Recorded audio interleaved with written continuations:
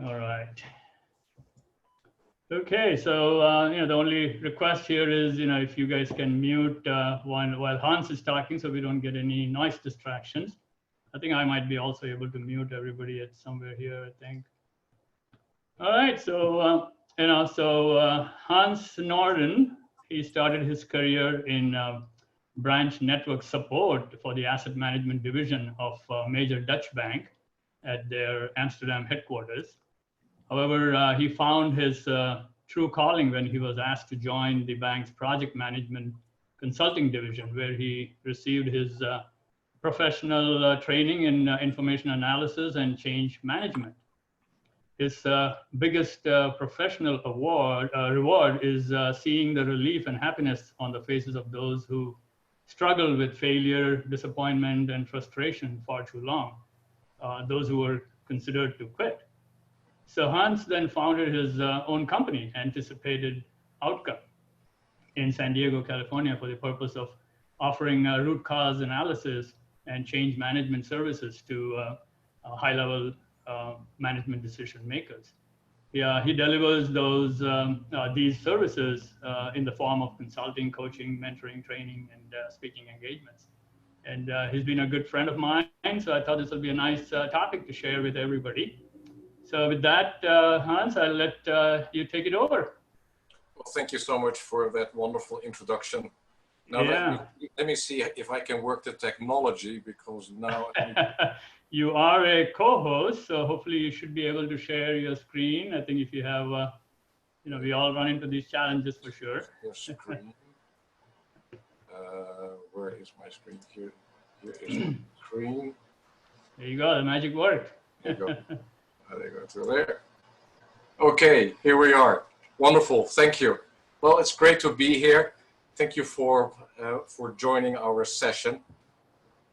So today I was thinking of talking about this wonderful story about the Wright brothers. Success assured. I borrowed it from the Wright brothers, and it came from a telegram that they sent to their father and sister back in Dayton, Ohio. And as we all know, that they pioneered with aviation in North Carolina on the Outer Banks near Kitty Hawk. And this was the third year that they were there. And this time they had brought an engine and they brought the propellers, and they did some tests. And even though they hadn't flown because there was way too much wind, the test was very positive. And so they wrote this telegram home, and it said, "Success assured." So mind you, they didn't fly yet. They were still on the ground, but they knew they couldn't fail. And I was thinking, isn't that wonderful? Isn't that what we all want? We want to be successful and to be assured that we cannot fail.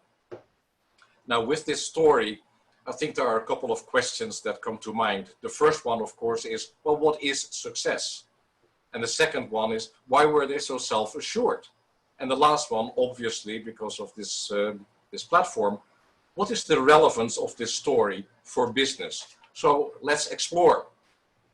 What is success? Well, this is success. This is the first picture that was taken from their very first flight on December 17th, 1903. But that's not where it started. It started less than 3 years earlier, because on May 13th, 1900, Wilbur Wright, he wrote to Octave Chanute, who was one of the aviation pioneers. He was also a railway engineer and a bridge designer. And he was looking for some information on aviation, what was available at that time. And obviously they didn't have the internet where they could just Google it. So he wrote him a letter. And in the letter he said, "For some years I have been afflicted with the belief that flight is possible to man. I've been trying to arrange my affairs in such a way that I can devote my entire time for a few months to experiment in this field." What struck me in this sentence was the belief that flight is possible to man. I mean, there was nothing to justify it. It was really a belief. Now, a belief is basically intrinsic motivation. You know, there is a worthwhile endeavor to pursue. It gives you a drive. It gives you the passion. It gives you a sense of purpose. But that sense of purpose needs to be translated into an actual thing. So they had to create a vehicle to realize the purpose. And that became the flyer, which you can see here in this picture. And if you have a chance, with Charles, we were already talking about the East Coast. If you have a chance to go to the Smithsonian, the Air and Space Museum on the Mall in Washington, D.C., you can actually see the flyer. And it's pretty impressive to see the original thing. Now, after they had been successful in aviation, they were invited to go to Europe and went to France. And I believe it was in one of the first Paris air shows that a journalist came up to Orville and said, well, you probably did this all for the money, right? And he kind of chuckled and said, no, this was more like a sport for us. Other people like golf, or they go sailing or hunting, but you know, we'd like to dabble in aviation. And he said, well, by the way, if this was something to make money, you know, it would have been way too much work and too long hours. So no, it was not to make money.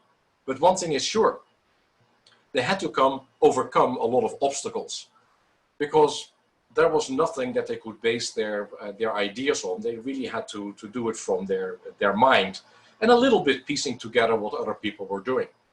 Well, they were inspired by Otto Lilienthal, who was the German aviation pioneer. And what he did, he created a big wing and he strapped it to his body and jumped from a hillside or from a building. And that's how he made, you know, straight and level flights.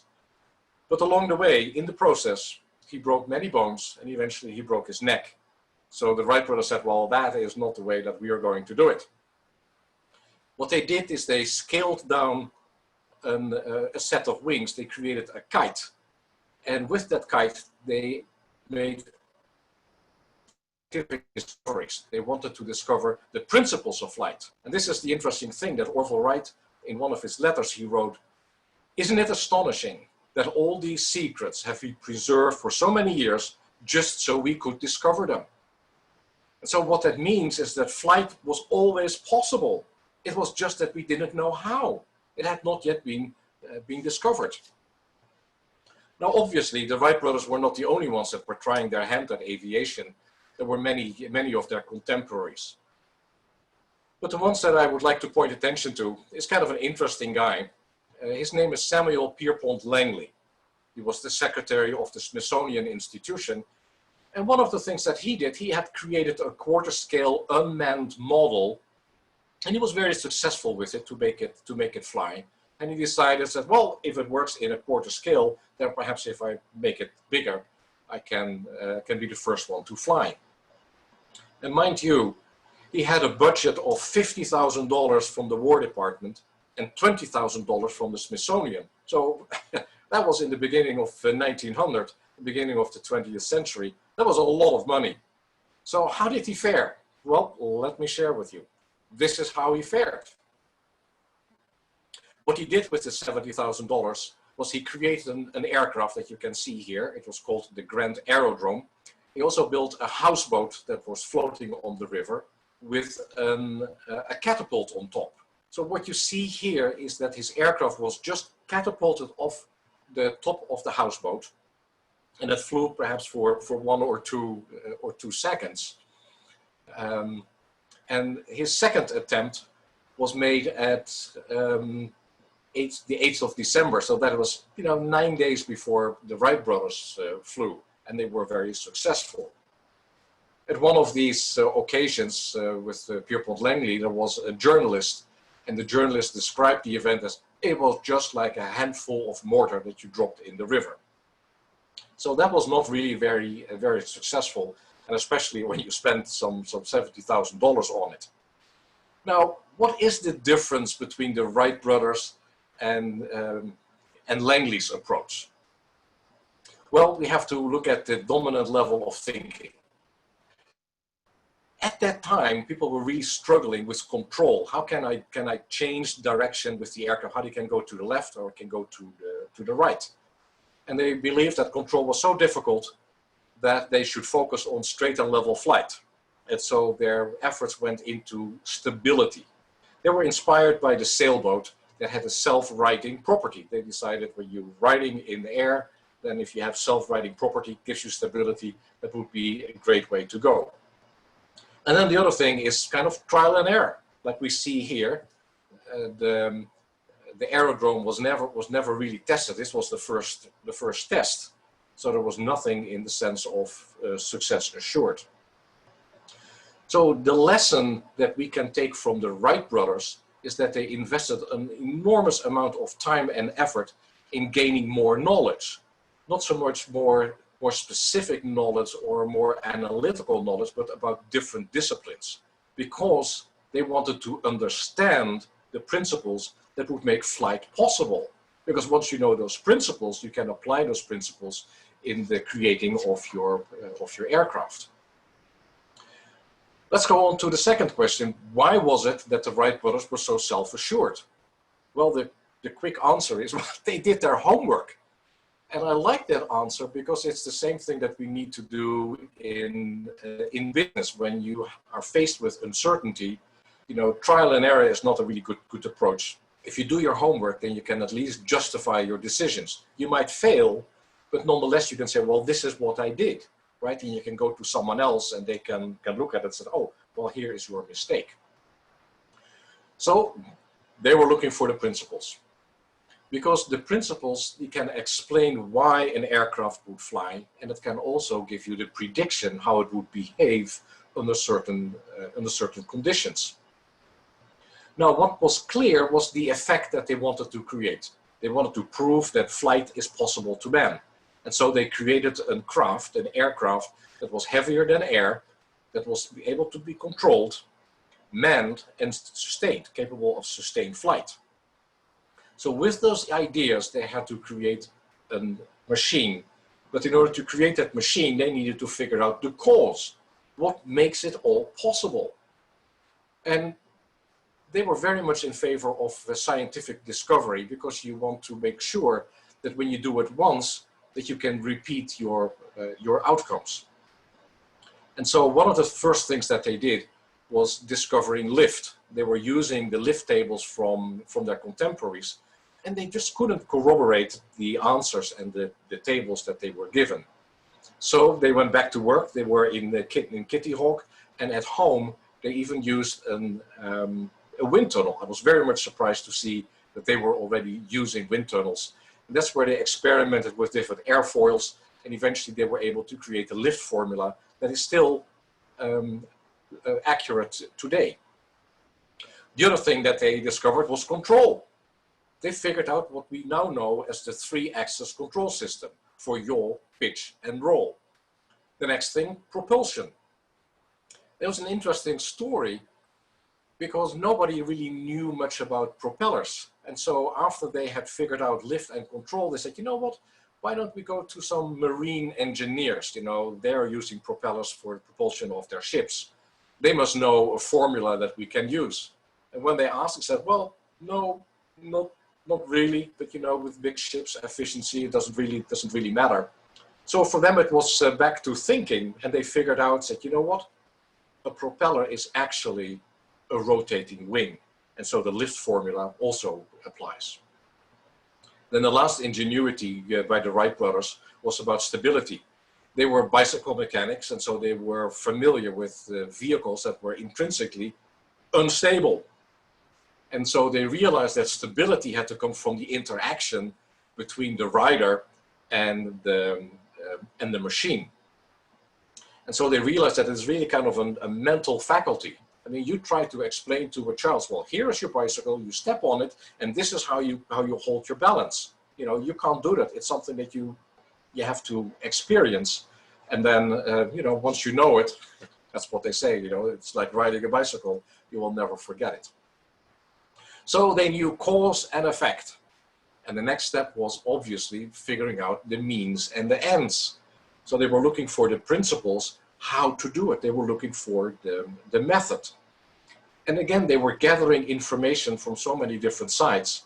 And the reason why they started with the biplane was because they were inspired by Octave Chanute. He was the railroad engineer, and he had made many bridges. And the bridges are exactly as you perhaps can imagine. You have two planes, one on top and one at the bottom. There are struts in the middle, to separate them, and then there are braces to create the stability. So that's why they have that design. Then when they had the kite, they were flying the kite with tethers, and at the end of the tethers there were mechanical spring scales. So they were measuring the wind speed. They could measure the power that was exerted by the wind on the wings. And when they looked at the side, they could take pictures and they could see all the angles. And so with their knowledge of trigonometry, they measured all the forces. That's quite different from their contemporaries. Then, of course, they were working on the human-machine interface. How do you control it? It's one thing that you have the wings and that you have the control surfaces, but then you also need to be able to interact with that machine. That's what they figured. The last thing was that they knew lift, how much the wings would take off the ground. And so they could calculate the maximum weight of the engine and how much thrust the propellers had to create. And that's exactly why they knew they were not going to fail, because they were still on the ground. They put some of those spring balances, they attached them to the aircraft, they revved the engine, and they said, you know what, we cannot fail, success assured. I'm inspired by this story, but especially it's about the way they think. So now we're going to look at the third question. What the heck is the relevance of this story for business? Well, the first thing that we need to realize is that business is a vehicle, just like the flyer. And if you don't have a vehicle, then basically you're not in business. You don't have a business. The next thing is that the business is a system. It's a network of nodes and connections. It's component parts that all are attached together, or they have to work together. And the interesting thing that the Wrights learned is that even though they were the engineers of the flyer, they didn't know anything about aviation, about flying itself, about becoming a pilot. They realized that they had to learn how to fly. And I think that the lesson for business is you can be the best leader. You can have so much knowledge about leadership. You can have read all the books. You can have your degrees in leadership, but it doesn't make you an engineer. The fact that leadership teaches you the interpersonal relationships with people doesn't tell you about process, how things actually work, cause and effect, means and ends. In other words, there is a lack of understanding of how a business functions as a singular, unique, integrated, and open system.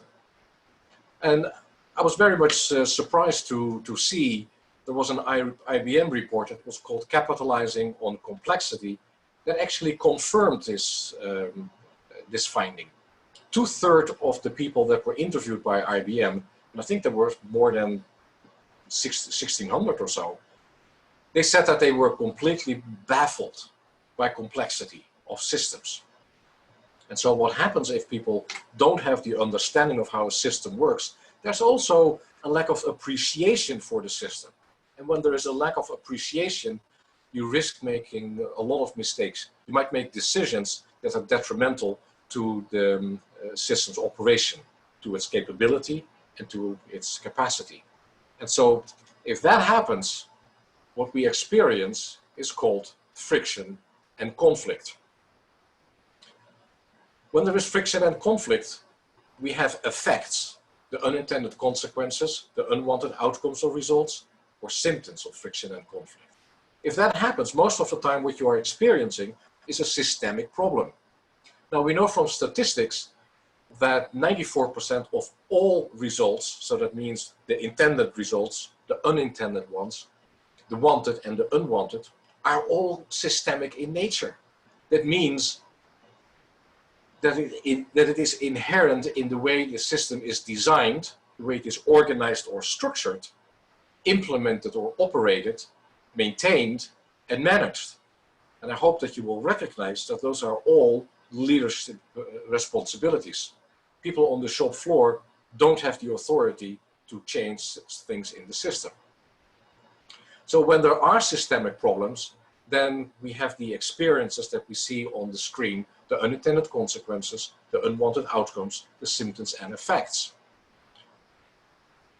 Oftentimes what you hear people say is that, you know, something isn't working. You know, they cannot really put their finger on it, or they have a desire to change their strategic direction, but they just don't know how. And that creates uncertainty. Now, a lot of people, they don't like the uncertainty, and so we are looking for certainty. But certainty is not the antidote to uncertainty. The antidote is an ability to adapt and to adjust to new and unforeseen circumstances. So what we see again, just like what the Wrights discovered, it's about the interaction that you have with the system. Now, let me share with you where a lot of decision makers go wrong. They have this effect. They don't like it. It creates uncertainty. And so what they do, they're looking for a solution. They're looking for a solution that will take away all those negative effects and those systems. It's kind of like a knee-jerk reaction. You know, we need to do something, and we're looking for the quick fix. And sometimes it might even result in panic. But let's take some advice from Albert Einstein, who said, "The perfection of means and confusion of ends seem to characterize our age." So let's unpack that a little bit, what he meant with that. When I take a look at the end of the business, the purpose of the business, well, the reason that you are opening the business, that you are starting the business, that you are an entrepreneur, is because you recognize there is an opportunity. People have a need, people have a pain, and you think that you have the answer, whether that is a product or whether that is a service. So the purpose of that business is really to help other people. We also know that success is measured in monetary equivalents. And if you do a great job in helping people alleviate their pain or their needs, that is like the applause for a job well done. You know, that's how you're going to make money. But this is where you can see that there is confusion between the products that you are creating, the products that you can creating, and the fact that you want to make money. I mean, you need to make money. I'm not denying that, but it's the result of doing a great job. The effect that you are experiencing doesn't mean that you have a lack of money. There is something inside the organization that is not working correctly. But then what are we seeing with the perfection of means? People are really zooming in on solutions that grow bottom line results. And so what are we doing? We are perfecting tools, we are perfecting knowledge, we're creating best practices, mostly to cut cost or to increase efficiency. We see that there's a lot of analysis trying to learn more and more about less and less until we know everything about nothing. And on top of that, there is a lot of specialization. But we need to realize that no matter how perfect all those solutions are, the solutions that we see here, right, you can never outperform the system's limitations, whatever created those effects. And I'm always baffled, and I would like to offer it as an analogy. We said that business is a vehicle.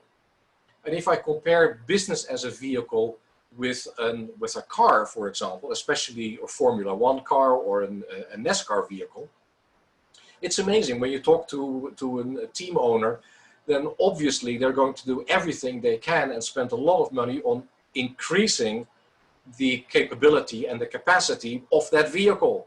Because they know the better my vehicle, the more reliable, the more dependable, that's how I have a chance to win.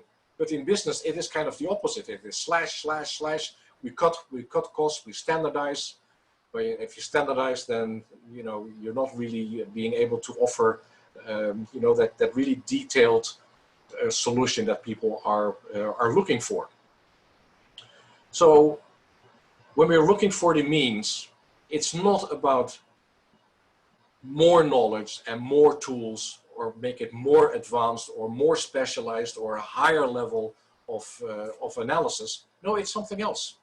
And I would like to share that with you. It is something that was written back in 1937 by Napoleon Hill. You know where I'm going. Think and Grow Rich. And this is exactly what he wrote. Knowledge will not attract money, unless it is organized and intelligently directed through practical plans of action to the definite end of accumulation of money. So it's not the focus on creating money, but it's a result. Lack of understanding of this fact has been a source of confusion to millions of people who falsely believe that knowledge is power. It is nothing of the sort. Knowledge is only potential power. It becomes power only when and if it is organized into definite plans of action and directed to a definite end. And here is the main thing. This missing link in all systems of education known to civilization today may be found in the failure of educational institutions to teach their students how to organize and use knowledge after they acquire it. It's something we see all the time. How do we learn? We take the whole, we take business, and we break it up in its component parts, the silos of specialized knowledge. Then you choose the silo that is of most interest to you, and you analyze it to death. So that's where you see that the scope of our knowledge is narrowing and the level of detail is increasing to an incredible level. But that is not really where we should go. If we go back to the model, we need to realize that it is okay to experience uncertainty, that we don't know what the solution is. We need to take a methodical approach that is step by step by step. I remember when I was learning mathematics and we were focusing on equations, I always was confused about that x. I wanted, just like you see here, I wanted the solution. I wanted to know, well, what is the value for x? Well, the trick was that you had to go step by step by step. And so if you go step by step, then the solution will be revealed eventually. And that's a much better way than what we see here, which is a phrase from the medical world: prescription without diagnosis is malpractice. And unfortunately, that's what we see all too often. So instead of jumping to conclusions, what is it that we can do? Well, the first thing we want to do is, well, what is the desired state? I can ask, if you are a consultant, you go to your principal and say, well, what is it that you want to create? And that is the purpose of the organization. And of course, the purpose can be broken down in so many different goals. Unfortunately, there's not always a lot of consensus, either because it hasn't been formulated at all, or people say, well, that is simple, just make money, and more money is more success. So this is something that you really need to nail down. When you have that, you can go to the current state of the business. And that means, what is the system doing in real time, and what is it actually capable of doing? And again, unfortunately, people have no idea what a business is capable of doing in terms of process, the step-by-step actions that people take. But here's the good thing: you can chart it. So let's say that you have an issue in the financial department, so you can start with the old general ledger and you can end with the new general ledger. And you can just figure out, well, what are the steps, what are the actions, what is being done in between the old general ledger and the new general ledger.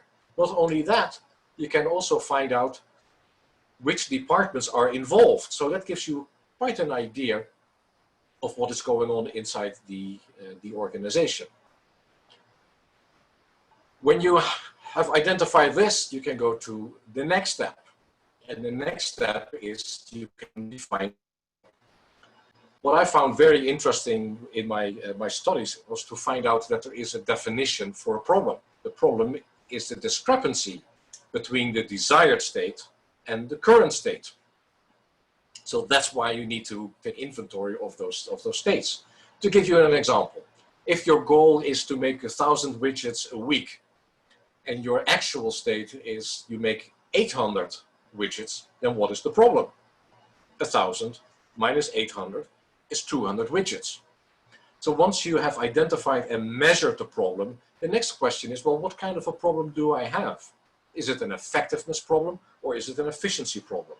Well, if it is 200 widgets, then most likely it is an effectiveness problem, because it means that you cannot supply the orders that you have. And that's kind of a bad thing, because that is something that your clients immediately notice. They say, sorry, you know, there is a delay. On the other hand, if it is efficiency, it is something, yes, it will take a hit on your P&L, but it's something that you can absorb over time, and you can take time to remedy that. It's fascinating to see that so many people go for efficiency solutions, and most of the time they end up undermining the effectiveness of the system. That was just a little aside. So once I know the desired state, the current state, I've measured the problem that create all those effects, I can then start to figure out, well, what is the root cause? And it's very important to figure out the root cause, because once you figure that out, you eliminate the problem and you eliminate the effects. Just going to the quote by Eckhart Tolle, once you understand the root of the dysfunction, you do not need to explore its countless manifestations. So what we see in the dominant level of thinking, people see effects here, and for every single effect, they want to create a solution. Every single effect, because it's a pain, they want to get rid of it. Give me a quick fix. But we know that many effects and problems stem from the same root cause. So it's a lot more efficient to work on the root cause. And once you have figured out the root cause, what you would like to do. Oh, I would like to mention, it's kind of amazing to see that very, very, very few people offer a root cause analysis. I mean, just Google, even go to the large management consulting companies, you won't find it. It doesn't offer root cause analysis. It's all about solutions, you know, selling my solutions. And it's even better if it can be a proprietary solution, because then if something needs to be changed, you have to go back to me. So that's kind of an interesting thing. So once I know the root cause, I can find out an authentic solution. Now you might ask, what is an authentic solution? Well, that's a solution that takes away the root cause, that really addresses it, and that is in alignment with your strategic direction. Something that we can see in this chart is that there is quite a difference between an authentic solution and the solutions that you would have solved, which you have chosen for effects, because these solutions have a benchmark making money, and you can make a lot more money without solving these effects. And so you can see that there is a discrepancy between these two solutions, but there's also kind of conflict between bottom line results and the purpose that you have created for your business. I would like to make a little aside. So let's say you have found your authentic solution, and your authentic solution is a piece of software. Well, when you go to Sanjeev, and I can imagine that one of the things that he will ask are the following questions. Is it off the shelf? Will that do? Off the shelf with alterations? Or does it need to be custom developed? Well, if you will go as a knee-jerk reaction to, oh, I need software, how would you know to answer these questions? But if you go step by step, if you take a methodical approach, you would know how to answer it. Having the answers is not enough. The next question that you need to ask is, well, how disruptive will introducing this piece of software be for my organization? And I'd like to share with you an acronym that I use all the time. And here it is. It is Chaff Pilot. These are design functions that you will find inside an organization. And because an organization is a system, an organic whole, when you change something in one area, most likely it's going to have an effect on another area. And so you just need to figure out if introducing this piece of software, is this a large project or is it a small project? And here you can do it. So let's take that example of the software. Well, clearly it is a piece of technology. Does it have an effect on information in my organization?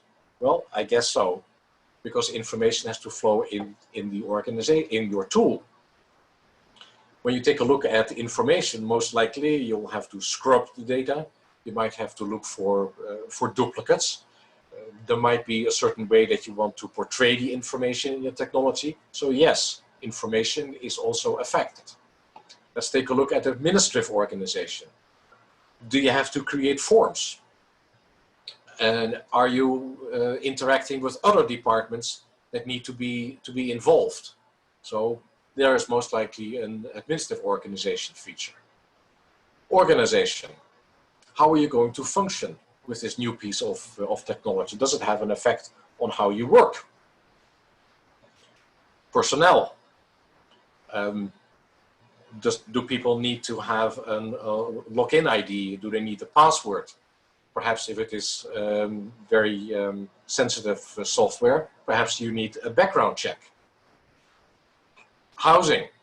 Most likely you don't have to concern with that, but you can imagine if you are creating a piece of software for a bank where you have all the account information, you probably want to have 3 or more geographical locations where you apply the software, just in case something happens, you know, a disaster, a fire, or you know, whatever can happen.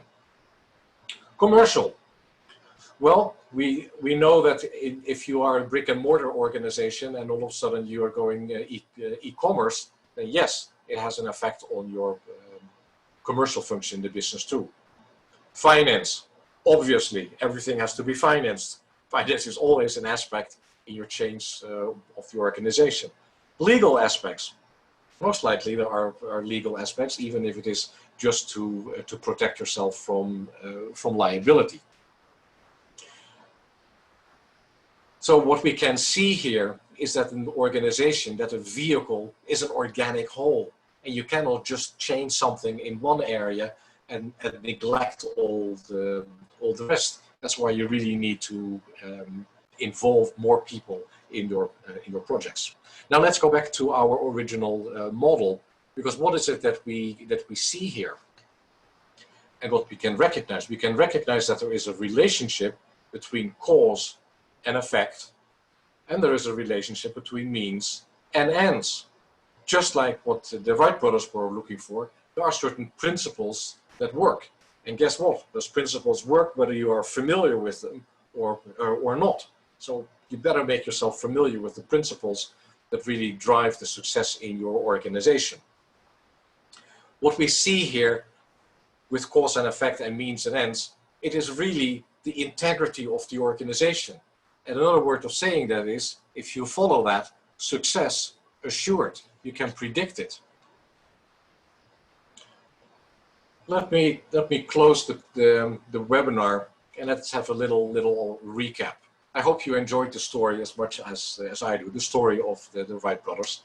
And I hope that you can use it as a meme, as a reminder. If you experience some uncertainty in the organization, that you start thinking, oh, okay, let me see, cause and effect, means and ends. Let's find the principles that are at work.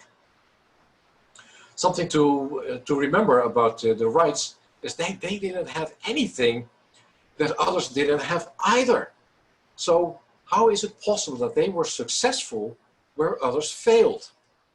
Well, let's sum up the quotes that you saw already in the presentation.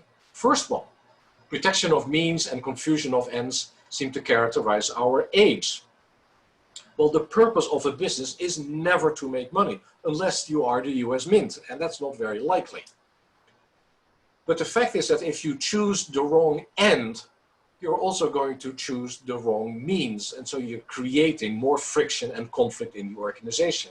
And if you keep doing that time and time again, it kind of feels like what you see in aviation. You're chasing the runway, right? You're coming in for a landing. The wind gets under your wing, and you're kind of drifting away from the center line. You correct, and you get overcorrection. They become bigger and bigger. And that's how problems can get into your organization for a very long time. Second one, prescription without diagnosis is malpractice. Well, obviously, the important thing is diagnosis, because ignorance is not an excuse. It's not not a great way to come in front of your board members and say, well, I didn't know. The third one, once you understand the root of the dysfunction, you do not need to explore its countless manifestations. Well, the thing to understand is that the vehicle is a system, and that one systemic problem can have countless manifestations. So be aware of that.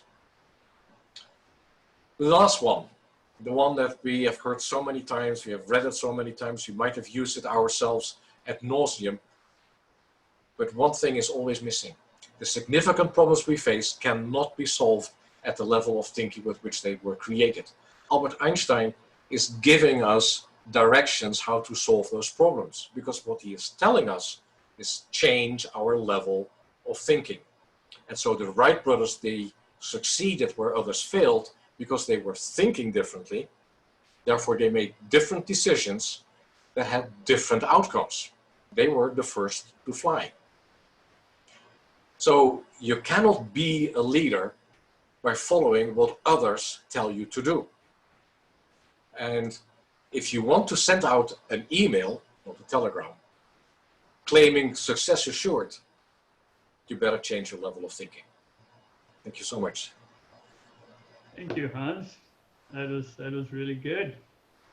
I'm glad you enjoyed it. Let's see. I think there was a couple of questions that came up. Kevin Marshall was asking, how do you know what your self-limiting beliefs are? How do you know what your self-limiting beliefs are?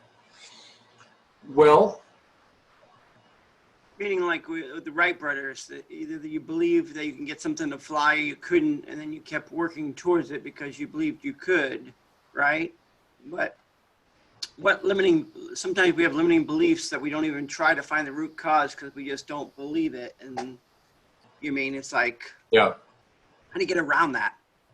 Well, that's a very interesting question. And the thing that comes to mind is the importance of the beginner's mind. And that is to be open. You know, when you have a limiting belief, I can't do that. I think it was Henry Ford who said, if you believe that you can or that you cannot, you know, you're probably right. And what I see all the time, and I don't want to go off in another discussion, but one of the people that I really admire is John Boyd. He was a colonel in the Air Force, the designer of the F-16 fighter aircraft, and he created a model. You know, just Google it. It's called the OODA loop, OODA, orient of observe, orient, decide, and act. And he said the orientation is very important. And it's all to do with filling information in your mind. You know, instead of going deep, very analytical and very specific, it's better when you go really, really wide and learn from a lot of different angles, because that's where you can borrow. You know, it is an that was OODA loop. Yes, OODA loop. Yeah, very, very interesting thing. And so when Boyd was training the Marines in Quantico, one of the things that they did, they created a reading list. And the reading list was not just about war fighting, but it was philosophy and sociology and history and geography, anthropology, you know, really to make your mind as wide as possible. And it's amazing how the mind works when you need to look for something. I mean, the example that I gave, I mean, the Wright brothers, they wanted to create a kite. Well, how do you make a kite? And they knew from Octave Chanute, who made those railroad bridges, they said, well, this is kind of a stable structure. You know, you have one plane at the bottom, one at the top, struts to separate them, and you take the braces to get some rigidity in it. You know, I don't know how you come up with that, but I hope that that answers your question. You know, don't be too close-minded. There's a wonderful quote. I use it in my book. It's an university professor, and he wants to learn about Zen. And he goes to see a Zen master, And, and he's talking and talking and talking and talking and talking.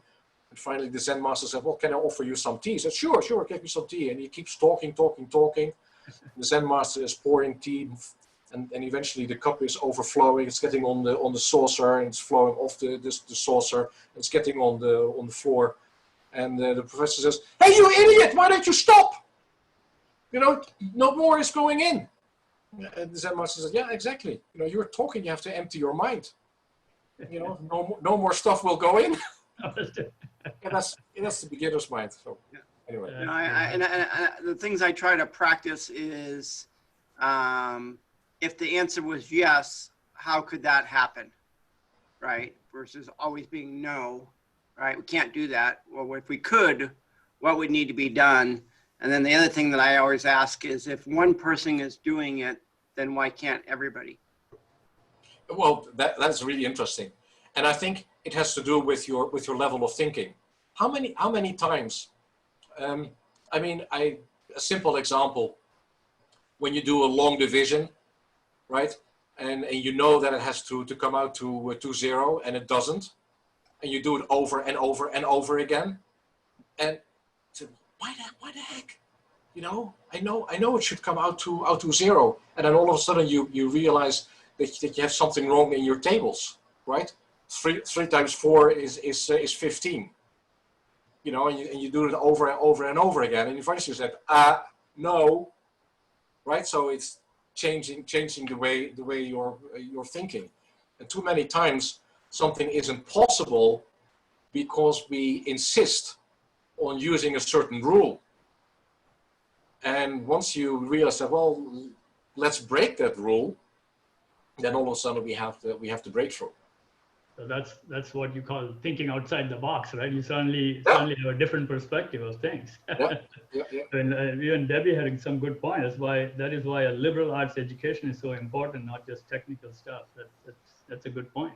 Yeah. Exactly, and so that's also why it is so important not to, what the Marines were doing, not just reading about war fighting, about your weapons, but really getting an idea. You know about geography, and so you know about terrain, and you start incorporating all those things in your work. So one other thing, as you were mentioning, came up to my mind was, you mentioned Wright brothers had to learn to fly, that building, inventing the machine was not sufficient. So you made a link to leadership. I mean, can you elaborate on that? Yeah. When I read leadership books and articles, it's all about the interpersonal relationships, and they're very important, right? Mm-hmm. But you also have to realize that you work inside the system, and so that system has to be designed. It has to be structured and organized, implemented and operated, maintained and managed, right? And in order to do that, yes, you use people, but you also have to be aware of those relationships, the principles, cause and effect, and means and ends, that make that possible. You need to really understand how it works, and we see it too often. Wonderful organizations, and people are just focusing on the people, but that's not where the problem lies. Another very interesting field is called human error, and human error is not the fact that people are making mistakes or that they are messing up, but it's something that is inside the system, right? I already explained that 94% of all results are systemic in nature. So if something is wrong in the system, it goes wrong. I have an example, one of my favorite projects. It had to do with the P&L. The P&L was always late, inaccurate, and incomplete. And so the people came to me and said, we have this gigantic problem, and oh, by the way, no one made any mistakes. Well, a lot of people said, yeah, they're probably fibbing. But you know what? They were right. Everyone was just doing their job, right? So in order to to motivate people, that is not really going to help. And actually what was going on between IT and finance, the relationship was completely polarized. Yeah. Because finance had said, you know what, we gathered all the data, we entered it in the system, we did exactly what IT wants us to do. By the way, it was on time, right? So don't look at me, IT, get your act together. And then in a typical IT French said, oh, so we made a mistake. Let me get my logbook, right? And they got the logbook out and said, these are the programs that you want us to run for you. Yeah, those are well. Well, look, they ran on time, no error message. So back off. Yeah. So you can imagine that the relationship between those departments was completely polarized, right? Because then there was management that said, hey, I would like to have my P&L, right? And why is it that it is always late, inaccurate, and incomplete? Well, everyone was doing their job, right? And so that is not where leadership can help. That is really where you need to dig in and basically do what I explained in broad terms. I've seen that problem, especially when I was working in a company in the early days. There's always tough battle between sales and engineering, because sales want, they keep promising all these things, and engineering, keeps arguing that, what can be feasible and what's not. So you have to have that balance there. And I've seen a lot of those issues come up for sure. Yeah. Well, we're getting near to that end of our time here. I don't see any other questions. Anybody else? Anything else on your mind? I will let me. Yeah. I had a question. I actually typed it in, but I probably didn't share it as I should have.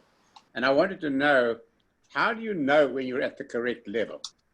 You're trying to do something, so you're trying to work out what level you need to be at. But there's always going to be a level better or bigger as time goes by. So when you say you've got to be at the right level, I think it's difficult to know whether you're at the right level. I take it that you're referring to Einstein's quote, the level of thinking? Your change level of thinking, yeah. Yeah, exactly. Well, I don't think that level should be, a higher level or a lower level. But I mean, when you talk about, let's say, a paradigm shift, one of those wonderful expressions. So the church was very adamant that God created the earth, right? So everything revolved around the earth. I mean, obvious, right? And with that knowledge, we start to look at the stars and trying to understand what is happening in the heavenly bodies. And we couldn't really figure it out. There were a couple of things that didn't work. And so only when Copernicus and Galilei said, you know what, it's the other way around, right? Actually, everything revolves around the sun, right? I mean, that is just an incredible, powerful thing where you can say you change your level of thinking. And then once you realize that, then all of a sudden a lot of problems can be solved. I hope that helps. Mm-hmm. Well, I really appreciate that, Hans. Great talk, and appreciate everybody who joined us here to spend an hour with Hans. So thank you. I'd like to wrap it up. We are at close to 2, and so have a great day, and we'll catch up soon. And I recorded this. I'll share it on LinkedIn once it's ready, and we'll catch up again. Wonderful. Thank you. Much. Thanks. Bye-bye. Bye-bye. Thanks, everyone. Bye.